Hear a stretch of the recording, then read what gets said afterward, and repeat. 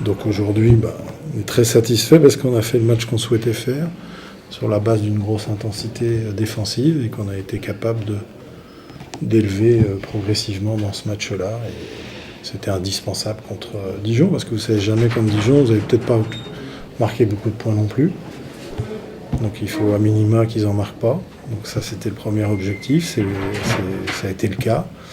Et puis après, voilà, on a eu de l'efficacité qui est venue d'un peu partout, dans tous les secteurs du jeu, extérieur, intérieur, même si sur le jeu intérieur c'est plus difficile parce que soit zone, soit trappe au poste.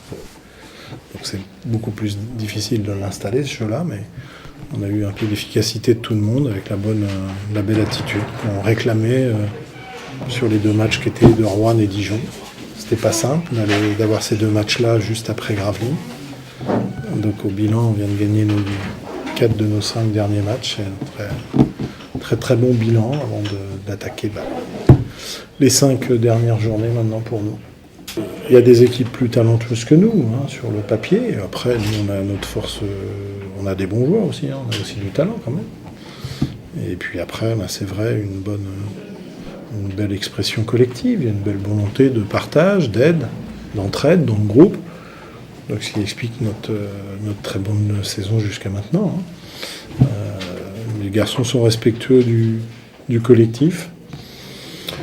Ils ont en plus leur force de caractère qui est propre à eux, c'est leur identité qui est nécessaire à ce groupe, parce que je pense que c'est une valeur ajoutée pour ce groupe-là, et qui explique qu'au lieu de peut-être se battre pour la 8e, on se bat aujourd'hui pour le top 4.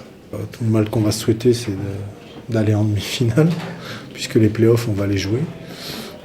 Mais bon, aller en demi-finale, ça veut dire qu'il faut passer un quart de finale. Quand on sait que les adversaires directs, ça va être Nancy, Le Mans ou Paris, bon, c'est pas chose facile. Donc avant même de penser à ces deux-là, il en reste 5 déjà. On a 5 journées à faire et voilà. Et pour l'instant, on n'a rien assuré, si ce n'est le top 6 du championnat, ça c'est sûr. Je pense que mathématiquement, ça c'est sûr. Par contre, le top 4, non, c'est loin d'être sûr. Mais si on voit la fraîcheur qu'a Orléans sur ce match-là, avec une rotation de 10 joueurs, est-ce qu'on est, nous, capable de produire en termes d'intensité? À l'évidence, tout le monde a vu le même match.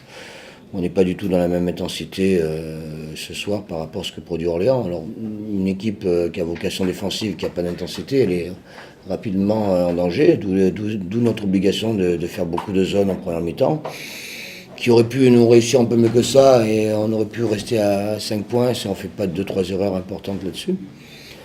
Mais quand Orléans continue à faire des rotations, à avoir toujours la capacité d'être aussi performant dans l'intensité d'abord et dans ce qu'elle produit comme jeu, offensivement et défensivement, on ne peut pas lutter. Voilà ce qui fait la différence entre une équipe qui est dans le top 3 et où se situe la JDA aujourd'hui, qui est plus avec un jour de repos, un jour de moins en termes de récupération, un match difficile à évacuer au Havre, parce qu'on a, comme l'a dit David, on a mené 38 minutes pour perdre dans les dernières secondes.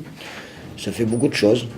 Les statistiques, elles sont significatives. Regardez comment est répertorié entre le banc et le 5 majeur sur l'équipe d'Orléans et comment c'est réparti chez nous. Et vous avez quand même déjà un peu d'explication sur la difficulté qui est la nôtre. Donc on a aujourd'hui des joueurs qui sont un peu usés par rapport à ce qu'on leur demande depuis le début de la saison. Et par le manque de possibilités qu'on a de les faire plus récupérer que ça, plus les reposer, s'appuyer sur d'autres joueurs. Pour contrer cette intensité, il a manqué quoi? De l'agressivité à l'intérieur? Même quand vous n'avez pas d'intensité, vous n'avez pas d'agressivité, ça va de sens. On l'a vu, on fait un très bon premier quart-temps, on les joue très bien, on sait où ça va se passer, les trappes en bas, on sait comment transférer les ballons, on sait avoir encore la percussion derrière, on joue très bien en basket une mi-temps, après 2 fautes rapidement de Bobby Dixon.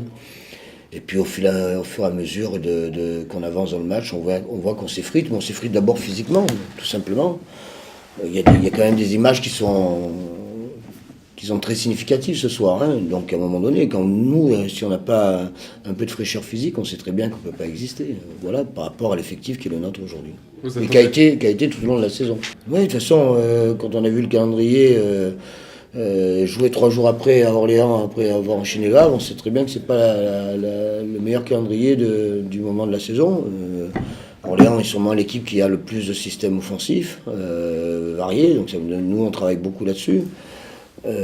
Et une intensité physique qui partage avec Gravelines et Chalon-sur-Saône aujourd'hui. Mais attendez, on parle clairement, il y a top 3 d'un côté, et puis il y a une équipe qui est déjà très très contente de se retrouver en Pro A l'année prochaine à cette journée de la fin, et qui a toujours mathématiquement, avec 3 matchs à domicile, la possibilité d'aller chercher le 8e ticket qui donnerait le play-off. Pour un promu, c'est quand même pas mal.